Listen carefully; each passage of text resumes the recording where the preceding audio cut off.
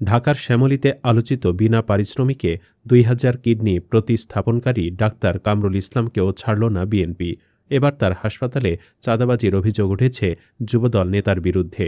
হাসপাতালের যুবদল পরিচয়ে স্থানীয় মঈন নামে এক ব্যক্তি ৫ লাখ টাকা দাবি করেছে বলে সন্ধ্যায় একটি সংবাদ প্রচারিত হয়। এরপর রাতেই যুবদল নেতারা শ্যামলীর ওই হাসপাতালে যুবদলের কেন্দ্রীয় সভাপতি আব্দুল মোনায়েম মুন্না, সাধারণ সম্পাদক মোহাম্মদ নুরুল ইসলাম নয়নসহ একটি প্রতিনিধি দল। তারা অধ্যাপক কামরুল ইসলামের কাছে ঘটনা জানতে চান, তাকে আশ্বস্ত করেন। ওই ব্যক্তি নিজেকে যুবদল নেতা হিসেবে পরিচয় দিয়েছিলেন কিনা জানতে চান সংগঠনের কেন্দ্রীয় সভাপতি মুন্না। এ সময় অধ্যাপক কামরুল বলেন, সে বলছে সে যুবদলের নেতা, কাউন্সিলর ইলেকশন করতে চাই।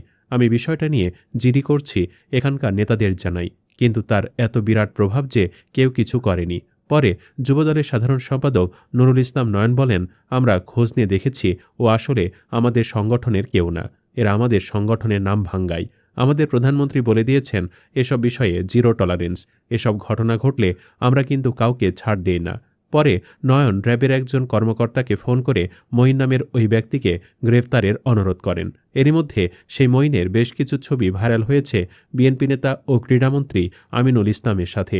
সেসব ছবি পোস্ট করে মশিউর রহমান লিখেছেন, প্রিয় অভিভাবকের সাথে চান্দা ভাই মঈন, মহান জাতীয়তাবাদী চাঁদাবাজ তার অভিভাবকের ছায়াতেই নিরাপদ। ডাক্তার কামরুল হাসানকে হয়রানি করা এবং তার হসপিটালে চাঁদাবাজি করা মঈন সরাসরি আমিনুলের ছত্রছায়ায় এসব চাঁদাবাজি করত, যা এই ছবিগুলোতে স্পষ্ট।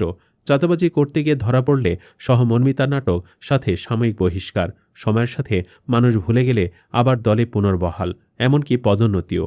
এটাও হাসিনা থেকে শিখেছে।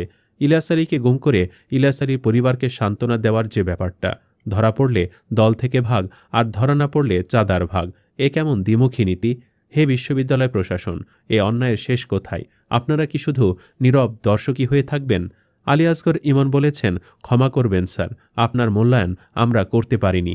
কিছুদিন আগে এক মা আমার কাছে এসেছিলেন, যা দুটি ছেলে, একটি 12 আর একটি 14 বছর, দুটি সন্তানের 4টি কিডনি নষ্ট, ডায়ালাইসিস করে কোনোভাবে বেঁচে আছে। দ্রুতই তাদের কিডনি প্রতিস্থাপন করতে হবে। ওদের বাবা ঢাকায় একটি বাসার দারোয়ান, মা আদালত থেকে পারমিশন এনেছে তার একটি কিডনি বড় ছেলেকে দিবে। আমার কাছে এসে কান্নাকাটি করছে যেন তার আরেকটি কিডনি ছোট ছেলেকে দেওয়া হয়, তিনি বাঁচতে চান না। এদিকে কিডনি প্রতিস্থাপন করতে খরচ পাহাড় সমান। সব মিলে পরিবারটিকে নিয়ে আমি খুব চিন্তায় পড়ে যাই। ডাক্তার কামরুল ইসলাম স্যারকে আমি আগে থেকে চিনতাম, ওনার মানবিক গুণের কথা অনেক শুনেছি। এই ভরসায় আমি বাচ্চা দুটিকে তার হাসপাতালে পাঠাই। পরের ঘটনা ম্যাজিক্যাল। শুধু এইটুকু বলি, উনি জাস্ট একটা মানুষরূপী ফেরেস্তা, যাকে আল্লাহ আমাদের দেশে পাঠিয়েছে। উনি এমন ২,০০০-এর বেশি কিডনি প্রতিস্থাপন করেছেন, তাও বিনামূল্যে, এখনও করে যাচ্ছেন। একজন ধার্মিক, বিনয়ী এই মানুষটির ব্যক্তিত্ব আমাকে মুগ্ধ করেছে। এই মানুষটির কাছে বিএনপি যুবদলের মঈন ও তার বাহিনী চাঁদা চেয়ে গত 1 বছর তাকে বিভিন্ন রকম হুমকি দিয়ে আসছে।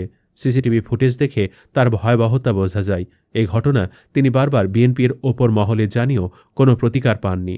আহারে দেশ আমার, যে দেশে গুণের কদর নাই সে দেশে গুণী জন্মায় না। ডাক্তার কামরুল হয়তো ভুল করে এই দেশে জন্মেছে, আমরা তার কদর করতে পারিনি, ক্ষমা করবেন স্যার। বন্ধুরা, বিএনপি হয়তো এখন অ্যাকশন নিবে, তবে যেসব ঘটনা ভাইরাল হয় না সেগুলোর কি হবে? কমেন্টে জানিয়ে দিন যার যার ভাবনা। ধন্যবাদ।